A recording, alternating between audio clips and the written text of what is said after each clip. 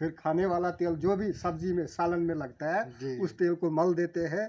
3-4 दिन तक, एक हफ्ते तक हम सर नहीं धोते हैं, बाल चमकते रहते हैं। क्या बात है सर, ये जबरदस्त टिप है कि आप सरसों का तेल लगाइए 1 हफ्ते तक ना ना कि पोगल परिस्तान ऐसे तो खूबसूरती के लिहाज से बहुत ही सुंदर है, लेकिन सर वहाँ पे हमने सुना है, अफवाह है या क्या है, कि पोगल परिस्तान का नाम इसलिए पड़ा था कि पोगल जो है वहाँ पे परियों का स्थान होता था। क्या कभी आपने कोई परी देखी है यहाँ कि जो ये पोगली भाषा है ये कहाँ से आई? और कुछ लोगों का कहना ये है कि ये पोगली नहीं है, ये खाशा है, मतलब खा भाषा है। तो इसकी रियलिटी, इसकी सच्चाई क्या है, और साथ ही साथ ये भी बताइए कि पोगली ज़बान पे जो है कितना काम हो रहा है। Hello friends, welcome to my YouTube channel Khand Mithe लोग। तो दर्शकों, आज जो है हम मैक्सिमम आपसे जो है किसी ना किसी पर्सनैलिटी की या कोई किसी के मतलब रिलेटेड भी हम आपसे जो है बात कराते रहते हैं, आपके रूबरू कराते रहते हैं। उसी को लेके आज जो है हमारे साथ ख़ास मेहमान हैं जो कि है पोगल परिस्तान की आवाज़ मिस्टर सज्जाद रोनियाल जी। सज्जाद रोनियाल जी, सबसे पहले आपका स्वागत है हमारे चैनल खंड मिठे लोग। शुक्रिया जी, पोगल परिस्तान की जो है आप आवाज़ बने हुए हैं, तो सर आप हमें बताइए कि पोगल परिस्तान आज से पहले का पोगल और आज मतलब आज से पहले का और आने वाला जो पोगल है उसमें मतलब क्या अंतर, क्या फ़र्क आपको दिख रहा है? हजारों साल नरगिस अपनी बेनूरी पे रोती है, हजारों साल नरगिस अपनी बेनूरी पे रोती है, बड़ी मुश्किल से होता है चमन में दीदवर पैदा। आज़ादी के कमोबेश 75 साल बाद पोगल परस्तान के हर मोहल्ले में, हर गांव में, हर वार्ड में सड़क आमदोरफ्त है। जगह जगह पे जो है बिजली के खंभे लगे हैं। यहाँ की इवन की 3.5 से 4,000 मीटर से एक इलाका जो है बरारसूल के नाम से जाना जाता है, वहाँ पर भी बिजली का बल्ब जला है। और उस इलाके के हवाले से अगर आप जानेंगे तो दिसंबर के पहले हफ्ते में जो है वहाँ पे जो है वो शावर्स आ जाते हैं, बल्कि दिसंबर से भी पहले। और जब हंसराज से जब हवाएं टकराती हैं तो वो सीधे जो है शालगढ़ तक पहुँचती है। आप बखूबी समझ सकते हैं यह जोग्राफिया जो इतनी जो है सबसे दूर अफ्तादा और रिमोटेस्ट कॉर्नर जो ब्रारसूल था वो भी इस वक्त इलेक्ट्रीफाइड है। तो आज के और आज से पहले के पोगल के दरमियान में आप अगर कंपैरिजन करेंगे, मुआवजा करेंगे, तो कहीं ना कहीं ज़मीन और आसमान का फ़र्क है। आज से तकरीबन अगर 1926 का शख्स अगर खुदा न खास्ता फिर दोबारा जिंदा तो कोई होता नहीं है, अगर वो ज़िंदा हो जाए तो वो पोगल नहीं बल्कि कहेगा ये जम्मू की स्मार्ट सिटी है या फिर दिल्ली की कोई स्ट्रीट है। इतना अंतर आ चुका है बीते तकरीबन 10-15 सालों में। ये लोगों की जागरूकता, लोगों का स्ट्रगल और रिप्रेजेंटेशन, जो चुनिंदा लोग हैं उनका भी जो है काफ़ी इसमें जीता जागता सबूत रहा है, जिसकी बुनियाद पर जो है सड़क राब्ते, बिजली, पानी, सभी चीज़ें जो हैं इस वक्त मैसर हैं, सभी चीज़ें दस्तयाब हैं।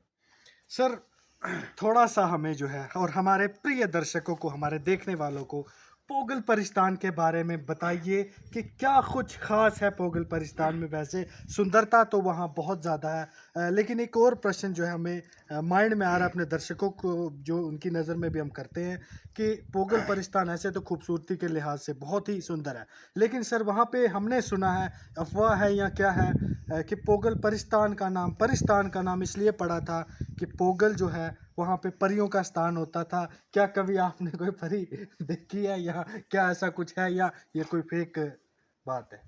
पीरे अरब को आई ठंडी हवा जहाँ से, मेरा वतन वहीं है, मेरा वतन वहीं है। पोगल परस्तान परियों का गहवारा नहीं, बल्कि ये जो है ऐसा इलाका है पोगल परस्तान जो खूबसूरती के लिहाज से एक बहुत ही उम्दा मिसाल पेश करता है। क्योंकि पोगल में आप आएंगे, पोगल की जोग्राफिया आप विज़िट करेंगे तो वहाँ पे आप देखेंगे कुछ हाई हिल्स हैं, कुछ स्टीप चोटियाँ हैं, काफ़ी नक्कीधार जो हैं वो ऊँचे लकबोज पहाड़ है। और जहाँ तक परियों के ताल्लुक़ से हमने भी बड़ी कविताएं सुनी, बड़ी किस्से सुने। और यहाँ तक मतलब एक जगह ऐसी है बरारसूल के एरिया में जहाँ पे लोग पहले वाले लोग कहते हैं कि वहाँ से हम गुज़रते थे आज से तकरीबन 15 से 20 साल, 30 साल, 50 साल पहले। तो जो बासमती चावल जो नंबर 1 राइस है जो मतलब कश्मीर का है या फिर पंजाब का है, उसकी खुशबू मतलब वहाँ उस एरिया में आती थी, जबकि उस ज़माने के गैजेटेड भी जो है वो बासमती। सर ये खुशबू जो आपने कभी खुद नहीं, हमने तो नहीं सुनी, नहीं। बट हमारे बुजुर्गों ने बताया कि वहाँ पे आती थी, और वहाँ पे वो पानी जो चावलों से जो पानी निकलता है वो जी। पानी भी वहाँ पे देखा है कुछ लोगों ने। तो इसी एतबार से वहाँ पे परस्तान का एरिया जो है, पोगल और परस्तान का एरिया जो है उससे मनसूख किया गया है। जी जी। तो कहीं ना कहीं कुदरत के भी करिश्मे होते हैं, जी। कुदरत के भी राज होते हैं। सजाद साहब, पोगल की जब बात जिक्र हो ही गया है तो थोड़ा सा हमें पोगली के बारे में भी बोलिए, हमारे जनता को जो है इस बारे में कंसेप्ट दीजिए, क्योंकि आप वहाँ के जानकार हैं, वहाँ पे रहने वाले, चलने फिरने वाले, लोगों से मिलने जुलने वाले हैं, लोगों की आवाज़ हैं। तो हमारी जनता को भी बताइए कि जो ये पोगली भाषा है ये कहाँ से आई। और कुछ लोग का कहना ये है कि ये पोगली नहीं है, ये खाशा है, मतलब खा भाषा है। तो इसकी रियलिटी, इसकी सच्चाई क्या है, और साथ ही साथ ये भी बताइए कि पोगली ज़बान पे जो है कितना काम हो रहा है। देखिए, कोई भी भाषा होती है वो हर इलाके के साथ उसका स्वाद जो है तब्दील हो जाता है। आप अगर यहाँ डोगरी की बात, यहाँ गांधरी में डोगरी लोग बोलते जी हैं, जी आप जम्मू के डोगरे की बात जी सुनेंगे तो कहीं न कहीं इलाके के तासुर के साथ साथ उसका जायका भी तब्दील हो जाता है। एक्चुअल में पोगली ज़बान पोगली है, और ये तकरीबन बहुत पहले से आज से 100 साल पहले से इस पोगली ज़बान का जो है बाज़ाब्ता जो है, इसको जो इसकी ये तहकीक किया गया कि ये पोगली ज़बान है। हर इलाके के साथ साथ इसके जो हैं वो अवज़ान भी बदलते रहते हैं, इसकी आवाज़ें बदलती हैं। नील के एरिया में इसका अलग लहजा है, परस्तान के एरिया में अलग लहजा है, पोगल के एरिया में अलग लहजा है, लेकिन इसका महवर और इसका गलोब कौन है? पोगल है। पोगल के सराउंडिंग में छोटे छोटे सियारे घूमते रहते हैं। जी जी ठीक है ना जी। तो ये पोगली ज़बान है, पहले भी थी अब भी है। जहाँ तक पोगली ज़बान के ताल्लुक़ से अगर हम बात करते हैं तो हमारे स्क्रिप्ट राइटर, आथर्स, शायर, गुलूकार सभी जो है अपने अपने काम में जुड़े हुए हैं। कोई लिख रहा है, कोई ग्रामर बना रहा है, कोई गीत संगीत कर रहा है, कोई शायरी कर रहा है, कोई किताबें लिख रहा है, कुछ न कुछ जो है काम हो रहा है। जहाँ खा और पोगली के बारे में ये एक सियासी कंसेप्ट है लोगों में, क्योंकि सियासत को भी जो है जब सियासत जो है अरूज पे आती है तो वो क्या करती है, उस ज़बान को ढाल बनाकर जो है निशाना करती है। तो ये सियासी ढाल इसको बनाया गया है।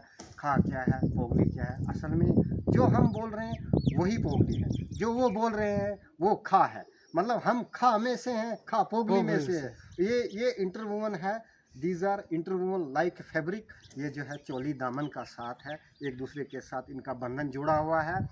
अगर मैं पोगली बोलता हूँ, मैं खा हूँ, खा बोलने वाला पोगली है। मैं आपकी माइक से कहता हूँ कि हम इस जो है ये यहाँ पे जो तासुब है ज़बान की दरमियान में, जो पोगली और खा का तासुब है, ये बेबुनियाद है। और ये जो है ये एक पॉलिटिकल नज़रिया है, लोगों को डिवाइड करने का एक नज़रिया है। ये एक हथियार है। इस हथियार को जो है इस्तेमाल किया जाता है पॉलिटिक्स के टाइम। आज कोई नहीं कहता है, जी जी क्योंकि आज शांत बैठे हैं। अभी कोई असेंबली इलेक्शन होने वाला नहीं है, पंचायत इलेक्शन होने वाला नहीं है, बल्दियाती चुनाव नहीं आने वाला।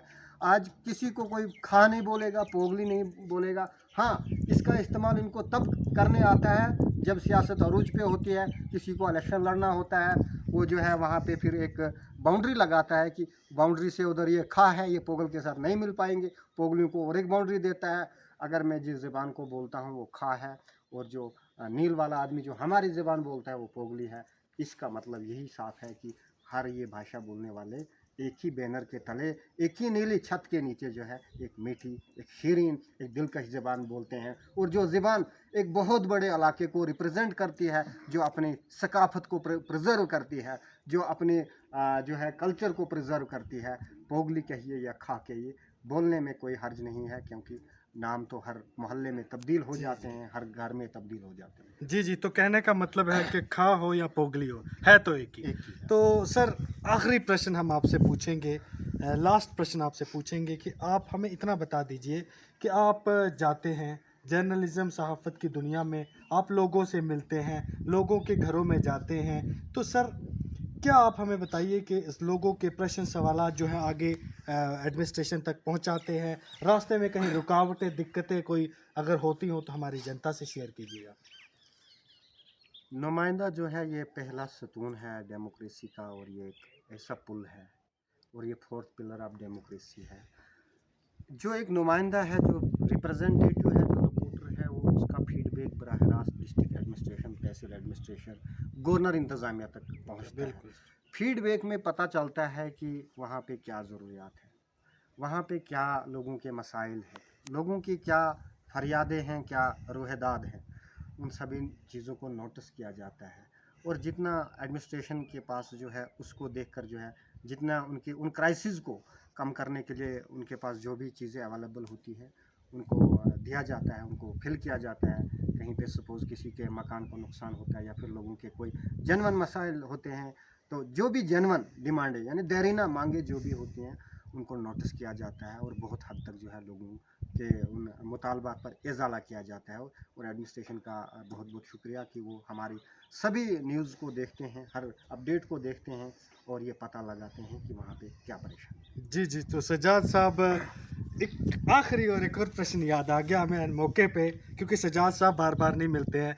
ये इन्होंने पहुंचना पोगल है, बनना पोगल की आवाज़ है। सर, आपके बालों का क्या राज है सर? ज़बरदस्त स्टाइल, ज़बरदस्त ये वो, मतलब कि क्या ख़ास कुछ बालों में क्या लगाते हैं आप? या तो जो आजकल जो वो एक तेल जैसा आया हुआ सर, क्या शाइन है, बहुत माशाल्लाह, बहुत ज़बरदस्त है, थोड़ा जनता को बताएं। जी, असल में लोगों का वहम का कोई इलाज नहीं है। सर, मैं आपको बताते चलूँ कि मैं ऑन कैमरा बोल रहा हूँ और सफ़र में हूँ। वक्तन फ़वक्तन अगर मुझे सर वाली साबुन अवेलेबल नहीं होती तो मैं कपड़े वाली साबुन लगाता हूँ। हमने उतना केयर नहीं किया है बालों पे, कैसे हैं क्या हैं तो उधर हैं, सर पे हैं, खड़े हैं और बड़ी शान के साथ खड़े हैं। बट एक चीज़, एक टिप्स मैं ज़रूर बताऊँगा, सरसों का तेल मैं लगाता हूँ, तब से ही लगाता हूँ, तभी ये कायम और दायम है। कोई भी हेयर ऑयल में यूज़ नहीं करता हूँ, कोई शैम्पू यूज़ नहीं करता हूँ, कोई साबुन का कोई केयर नहीं है। रिन साबुन कहीं कपड़े वाली या बर्तन वाली मिल गई मेरे को, मैं उससे लपेटने शुरू हो जाता हूँ। साबुन का मेरे पास कोई केयर नहीं है, बट मैं तेल लगाता हूँ तब से। और तेल लगा के मुझे थोड़े गीले गीले बाल होने चाहिए, मैं उसी चीज़ को प्रेफर करता हूँ। कोई जेल वगैरह का यूज़ कभी स्कूल टाइम में किया था, लेकिन मैंने तजुर्बा किया कि जेल को लगाकर भी मैं वैसा ही हूँ, कोई तब्दीली नहीं आ रही है, कोई परिवर्तन नहीं आ रहा। अगर मैं जेल के बिना मेरे बालों की लुक जल जैसे दे रही है तो कोई क्या ज़रूरत है। फिर खाने वाला तेल जो भी सब्जी में सालन में लगता है उस तेल को मल देते हैं, 3-4 दिन तक, 1 हफ्ते तक हम सर नहीं धोते हैं, बाल चमकते रहते हैं। क्या बात है सर, ये ज़बरदस्त टिप है कि आप सरसों का तेल लगाइए 1 हफ्ते तक, ना ना ना। तो ये सुझाव साहब बहुत अच्छा लगा आपसे हमें जो है मिल के गुफ्तगू करके। तो हम यही कामना करेंगे कि और आप पोगल की आवाज़ बनिए, आप रामबन की आवाज़ बनिए, और आपके बाल जो है हवा में ऐसे ही लहराते रहें, यही हम कामना करेंगे। और ज़्यादा आपके बाल और आप खुद शाइन करते रहें। तो फ़िलहाल के लिए इतना ही। नेक्स्ट जो है अगले किसी कार्यक्रम में फिर से मुलाकात होगी। तो फ़िलहाल के लिए इतना ही। चैनल को कीजिएगा सब्सक्राइब, वीडियो को लाइक और शेयर करना ना भूलिए। बहुत बहुत धन्यवाद।